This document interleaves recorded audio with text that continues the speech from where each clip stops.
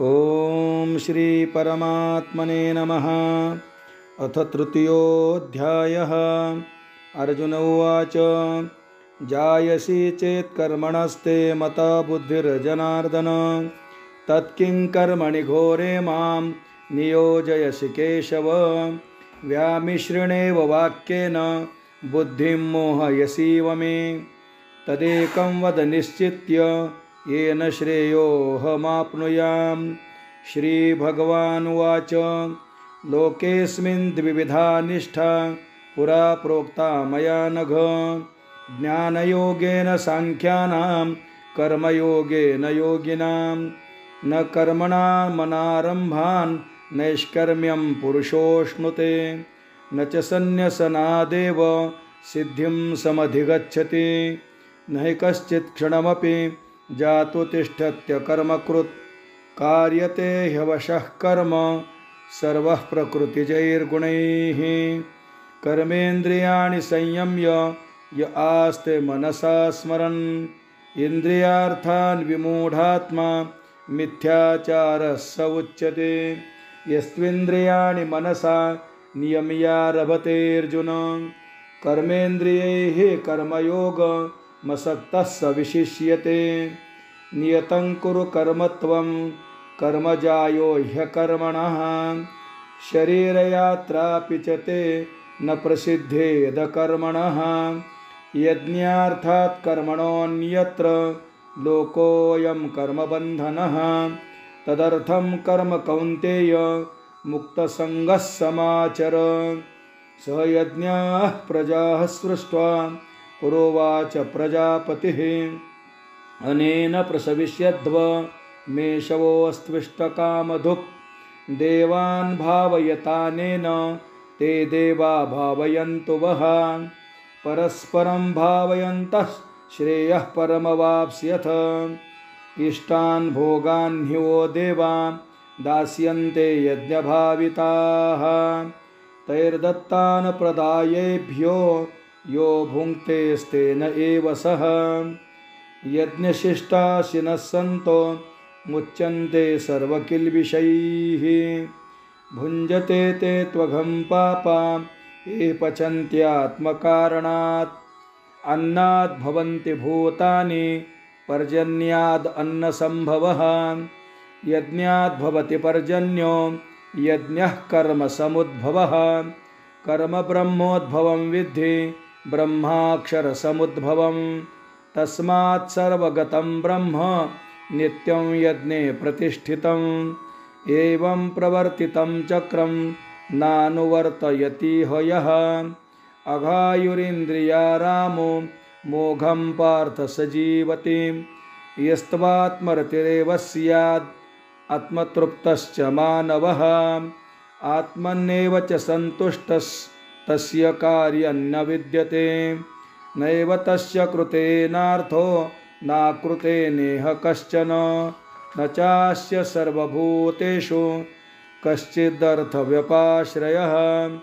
तस्मादसक्तः सततं कार्यं कर्म समाचर। असक्तो ह्याचरन् कर्म परमाप्नोति पूरुषः। कर्मणैव हि संसिद्धि मा स्थिता जनकादयः। लोकसङ्ग्रहमेवापि सम्पश्यन् कर्तुमर्हसि। यद्यदाचरति श्रेष्ठस्तत्तदेवेतरो जनः। स यत्प्रमाणं कुरुते लोकस्तदनुवर्तते। न मे पार्थास्ति कर्तव्यं त्रिषु लोकेषु किञ्चन। नानवाप्तमवाप्तव्यं वर्त एव च कर्मणि। यदि ह्यहं न वर्तेयं जातु कर्मण्यतन्द्रितः। मम वर्त्मानुवर्तन्ते मनुष्याः पार्थ सर्वशः। उच्छिद्येयुरिमे लोका न कुर्यां कर्म चेदहं। शङ्करस्य च कर्ता स्यामुपहन्यामिमाः प्रजाः। सक्ताः कर्मण्यविद्वांसो यथा कुर्वन्ति भारत। कुर्याद् विद्वांस्तथा सक्तश्चिकीर्षुर्लोकसङ्ग्रहं। न बुद्धिभेदं जनये दज्ञानां कर्मसङ्गिनां। जोषयेत् सर्वकर्माणि विद्वान् युक्तः समाचरन् प्रकृतेः क्रियमाणानि गुणैः कर्माणि सर्वशः अहङ्कारविमूढात्मा कर्ताहमिति मन्यते तत्त्ववित्तु महाबाहो गुणकर्मविभागयोः गुणागुणेषु वर्तन्त इति मत्वा न सज्जते प्रकृतेर्गुणसम्मूढाः सज्जन्ते गुणकर्मसु तान् कृत्स्नविदो मन्दान् कृत्स्नविन्न विचालयेत् मयि सर्वाणि कर्माणि सन्न्यस्याध्यात्मचेतसा निराशिर्निर्ममो भूत्वा युध्यस्व विगतज्वरः ये मे मतमिदं नित्यमनुतिष्ठन्ति मानवाः श्रद्धावन्तो न सूयन्तो